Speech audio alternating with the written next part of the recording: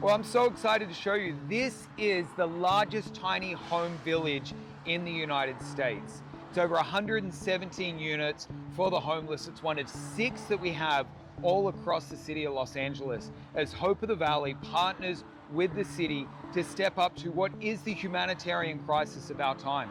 Over 70,000 people living on the streets right here.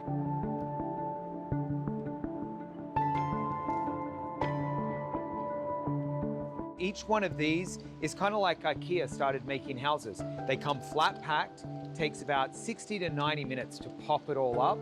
All in, once it's popped up, it costs about $10,000. Everything, including the heater, the air conditioning, the electrical. There are a number of huge barriers to getting people inside, but the biggest is mental health.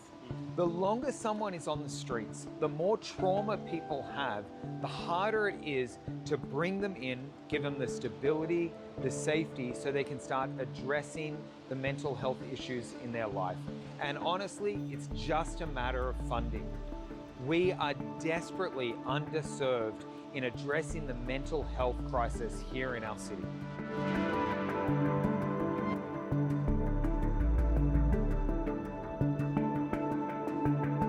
Violence, you know what I mean, from others, you know what I mean?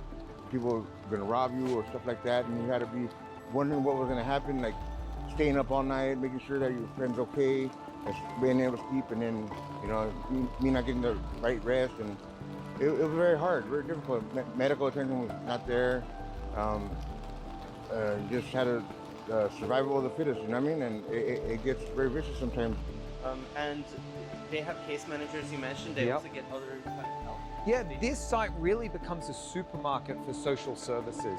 So we have housing navigators, which are the most important part of the entire site. These are the group of people who work with our guests and help get them from here into permanent supportive housing. Then we have case managers, problem solvers, who get everything from life documents to reaching out to family to see if there's a way back there.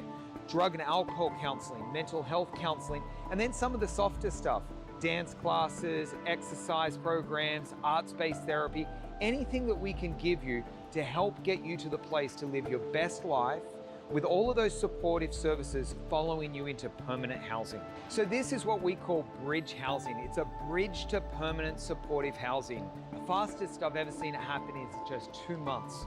2 months from going sleeping in a car, homeless, not a dollar to their name, into permanent supportive housing. For years, I was finally able to get my ID.